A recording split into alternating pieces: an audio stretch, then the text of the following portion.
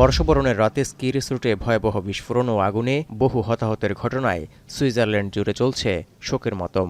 দুর্ঘটনাস্থলে চলছে শোক কর্মসূচি। মোমবাতি ও ফুল দিয়ে নিহতদের প্রতি শ্রদ্ধা জানাচ্ছেন সর্বস্তরের মানুষ।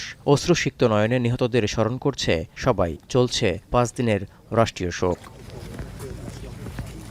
ভয়াবহ ওই দুর্ঘটনা এখনো দুঃস্বপ্নের মতো তাড়িয়ে বেড়াচ্ছে প্রত্যক্ষদর্শীদের। আগুন থেকে অলৌকিকভাবে প্রাণে বেঁচে যাওয়ার কথাও জানান অনেকে।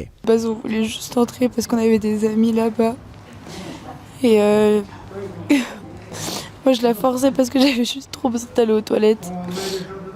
Et on est descendu. J'ai vu un ami à moi. Donc on a essayé de se cacher.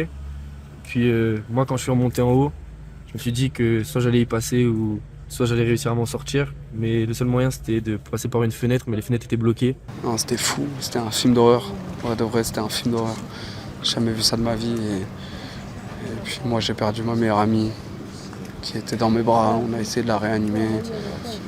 24 ঘন্টা পেরিয়ে গেলেও স্কি রিসোর্টের বারে আগুন লাগার কারণ এখনো জানা যায়নি। প্রাথমিকভাবে এটিকে কোনো হামলা নয়, বরং দুর্ঘটনা হিসেবে দেখছে প্রশাসন। মোমবাতি থেকে আগুনের সূত্রপাত হতে পারে বলেও আশঙ্কা করা হচ্ছে।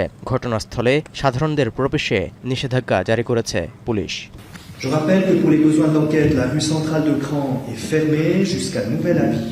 Dans l'immédiat et pour les jours à venir, la priorité sera mise à l'identification des personnes décédées afin que leur corps puisse être remis rapidement à leur famille. হাসপাতাল কর্তৃপক্ষ জানিয়েছে, দগ্ধ হয়ে হাসপাতালে ভর্তি হওয়াদের বয়স 16 থেকে 26-এর মধ্যে। বেশিরভাগেরই অবস্থা গুরুতর। এমনকি মরদেহগুলো এমনভাবে পড়েছে, পরিচয় শনাক্তের কাজ শেষ করতে 1 সপ্তাহের বেশি সময় লাগতে পারে।